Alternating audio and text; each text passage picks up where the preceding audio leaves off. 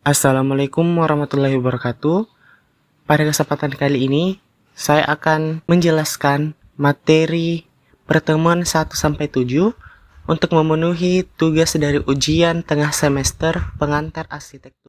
Perkenalkan, nama saya Muammar Kadafi Umma dengan NIM 2102 1150 2001, kelas B, Program Studi Arsitektur, Fakultas Teknik Universitas Negeri Makassar. Adapun materi yang akan saya jelaskan yaitu 1. Proses lahirnya ruang arsitektur, 2. Pengertian arsitektur, 3. Sejarah perkembangan arsitektur, 4. Prinsip arsitektur, 5. Mengenal Louis Henry Sullivan, 6. Ruang dan organisasi, 7. Metode merencana dan merancang dalam arsitektur. Adapun materi yang pertama yaitu proses lahirnya ruang arsitektur. Dalam proses lahirnya ruang arsitektur, ada dua hal yang mempengaruhi, yaitu manusia dan alam. Keterkaitannya sangat dibutuhkan dalam lahirnya ruang arsitektur. Lahirnya ruang arsitektur didasari dari nilai pada agama, budaya, perilaku, serta alam atau wadah. Penciptaan atau causa prima, yaitu manusia dan alam saling menjalin hubungan keseimbangan di masa Polilitium. Aktivitas manusia merekayasa alam, hidup di alam siang dan malam hari, di mana pada siang hari mereka berburu dan mencari makan. Dan pada malam hari mereka membuat api unggun dan berkumpul untuk menikmati hasil buruan. Setelah mereka kenyang, mereka beristirahat di dalam goa ataupun di atas pohon. Lahirnya ilmu rekayasa dipengaruhi oleh beberapa faktor, yaitu keamanan, kenyamanan, privasi, dan religius. Timbulnya rekayasa, maka pemikiran mulai berkembang. Pemikiran primitif dari manusia yang didominasi oleh religius. Materi yang kedua yaitu pengertian arsitektur. Arsitektur ialah seni dari ilmu dalam merancang bangunan. Dalam makna yang luas, arsitektur mencakup merancang dan membangun keseluruhan lingkungan binaan, mulai dari level makro, yaitu perencanaan kota, perencanaan perkotaan, arsitektur lanskap, hingga ke level mikro, yaitu desain bangunan, desain perabot, dan desain produk. Dalam profesi arsitek terbagi dalam beberapa bidang, yaitu 1. Bidang industri.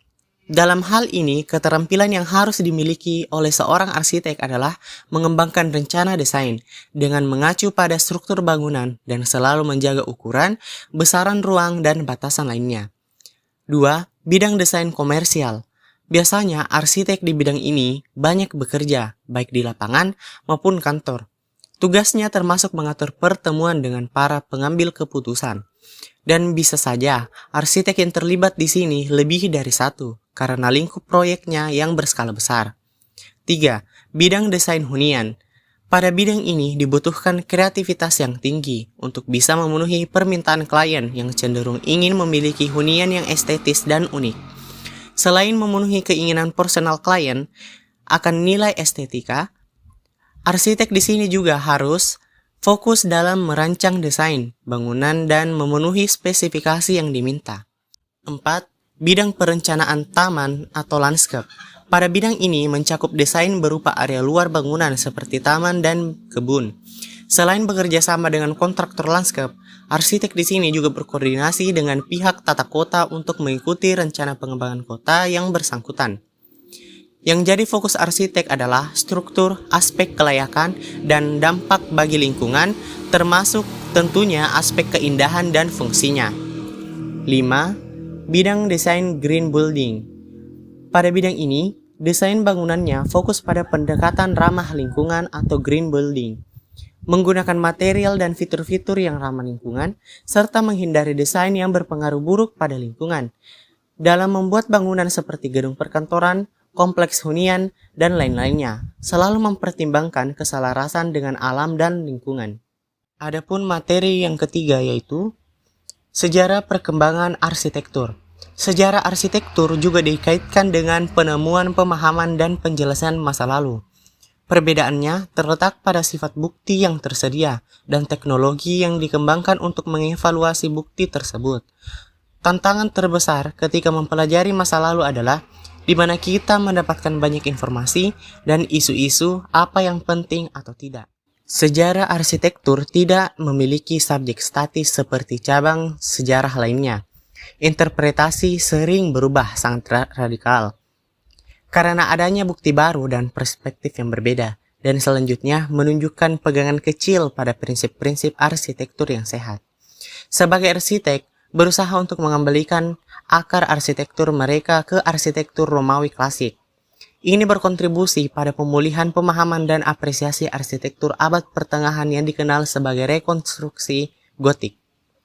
Dengan melakukan itu, mereka menemukan tradisi yang berkembang dari teori arsitektur India dan bentuk arsitektur yang dikenal sebagai Vastuvidya atau pengetahuan arsitektur. Mereka menganalisis literatur arsitektur sejarah kuno yang berasal dari abad ke-4 dan abad ke-3 sebelum Masehi, dan mempelajari kota prakolonial Jaipura pada awal abad ke-18. Dalam penelitiannya, Lynn Walker berpendapat bahwa ada wanita yang terlibat dalam proyek pembangunan publik dan bisnis yang terkait dengan industri bangunan pada abad ke-17 dan abad ke-18. Tetapi, terutama wanita kelas atas dengan uang dan waktu mempraktikkan arsitektur sebagai amatir dunia.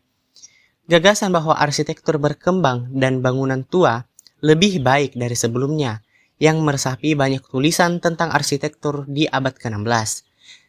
Sejak pemisahan arsitektur dan sejarah arsitektur ke dalam disiplin lain relatif baru, sejarah arsitektur di masa lalu cenderung ditulis terutama oleh arsitek. Adapun materi yang keempat yaitu prinsip arsitektur. Dalam prinsip arsitektur, menurut Marcus Virtuvius ada 3, yaitu 1. Kekuatan atau firmitas. Firmitas yang dimaksud Virtuvius mencakup penyaluran beban yang baik dari bangunan ke tanah dan juga pemilihan material yang tepat. Virtuvius menjelaskan setiap material yang ia pakai dalam bangunannya, seperti batu bata, pasir, kapur, pozzolana, batu, dan kayu. Setiap material dijelaskan mulai dari karakteristik dari tiap jenis-jenisnya hingga cara mendapatkannya atau membuatnya.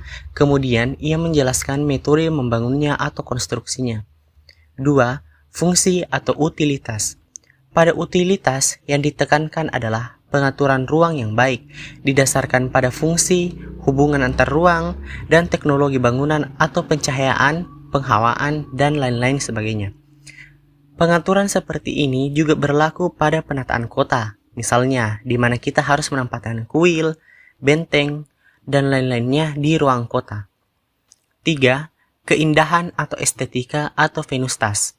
Proporsi dan simetris merupakan faktor yang dianggap Virtuvius mempengaruhi keindahan. Hal ini didasarkan pada tubuh manusia yang setiap anggota tubuhnya memiliki proporsi yang baik terhadap keseluruhan tubuh dan hubungan yang simetrikal dari beberapa anggota tubuh yang berbeda ke pusat tubuh. Adapun materi yang kelima yaitu mengenal Louis Henry Sullivan. Louis Henry Sullivan adalah seorang arsitek Amerika yang lahir pada tanggal 3 September 1856 dan meninggal pada tanggal 14 April 1924 di Chicago, Amerika Serikat. Sullivan dikenal sebagai pembaru dalam arsitektur Amerika yang dikenal dengan desain pencakar langitnya yang kaya estetika. Pada masa mudanya, Sullivan dikenal kurang sabar untuk menempuh pendidikan di kelas.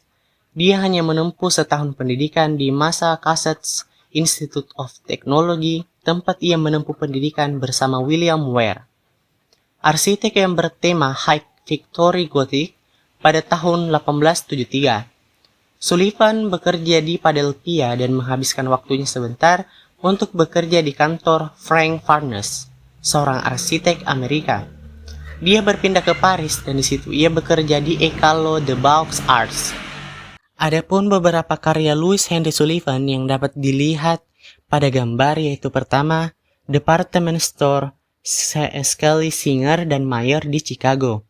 Yang kedua, panel besi cor yang dirancang oleh Louis Henry Sullivan. Dan yang ketiga, Bank Nasional Pedagang di Garnelloa. Dan yang keempat, makam Carrie Elisa Getty dan Martin Rayson di Graceland, Symmetry Chicago. Adapun materi yang keenam yaitu ruang dan organisasi. Ruang dan organisasi terdapat 5, yaitu 1. Pola organisasi terpusat atau sentral, dan yang kedua, pola organisasi linear, dan yang ketiga, pola organisasi radial, dan yang keempat, pola organisasi kelompok, dan yang kelima, pola organisasi grid. Adapun beberapa contoh bangunan yang penerapan pola organisasinya. Yang pertama, pola organisasi sentral atau terpusat. Merupakan komposisi terpusat dan stabil yang terdiri dari sejumlah ruang sekunder yang dikelompokkan mengelilingi sebuah ruang pusat yang luas dan dominan. Yang kedua, pola linear. Pola linear merupakan suatu urutan dari satu garis dan ruang-ruang yang berulang. Organisasi linear pada dasarnya terdiri dari sederetan ruang. Ruang-ruang ini dapat berhubungan secara langsung satu dengan yang lain dan dihubungkan melalui ruang linear yang berbeda dan terpisah. Yang ketiga, pola radial. Pola radial sendiri terdiri atas bentuk-bentuk linear yang berkembang dari satu unsur inti terpusat ke arah luar menurut jari-jarinya. Bentuk ini menggabungkan aspek-aspek pusat dan linear menjadi satu komposisi. Yang keempat, pola kelompok.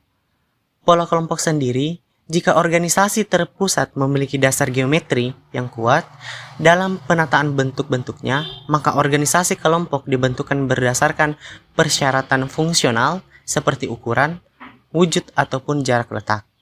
Walaupun tidak memiliki aturan geometrik dan sifat introvert, berbentuk perpusatan organisasi kelompok cukup fleksibel dalam memadukan bermacam-macam wujud, ukuran, dan orientasi ke dalam satu struktur. Yang kelima, pola grid. Pola grid adalah suatu sistem pemotongan dua garis sejajar atau lebih yang berjarak teratur. Grid membentuk suatu pola geometri dari titik-titik yang berjarak teratur pada potongan garis-garis dan bidang-bidang yang beraturan yang dibentuk oleh garis-garis grid itu sendiri. Adapun materi yang ketujuh yaitu metode merencana dan merancang dalam arsitektur. Perencanaan sebagai pendanaan kata asing atau planning dapat diartikan sebagai suatu sarana untuk mentransformasikan persepsi-persepsi mengenai kondisi lingkungan ke dalam rencana yang berarti dan dapat dilaksanakan dengan teratur. Perencanaan adalah sebuah proses untuk menetapkan tindakan yang tepat di masa depan melalui pilihan-pilihan yang sistematik. Ada 5 konsep dalam merencana dan merancang, yaitu 1.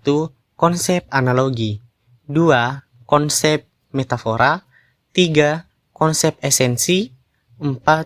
Konsep pragmatik, dan yang kelima, konsep utopia. Adapun contoh dan jenis-jenis konsep desain. Dan yang pertama, konsep analogi. Konsep analogi merupakan konsep ide yang mengambil bentuk, ciri, sifat khas dari suatu benda ataupun makhluk hidup, kemudian diterapkan ke dalam desain. Dapat dilihat pada gambar 1, konsep analogi. Dan yang kedua, konsep metafora. Konsep metafora merupakan konsep ide yang mengumpamakan dan mengandaikan suatu benda ataupun makhluk hidup, kemudian diterjemahkan ke dalam desain tanpa harus meniru bentuk dan ciri-cirinya. Bisa dilihat pada gambar 2 konsep metafora. Dan yang ketiga, konsep esensi atau hakikat. Merupakan sebuah konsep ringkasan pokok yang diambil dari inti semua aspek-aspek persoalan rumit. Konsep hakikat adalah sebuah konsep desain yang bisa memberi identitas pada suatu bangunan yang didesain. Dapat dilihat pada gambar 3 konsep esensi atau hakikat. Dan yang keempat, konsep pragmatik.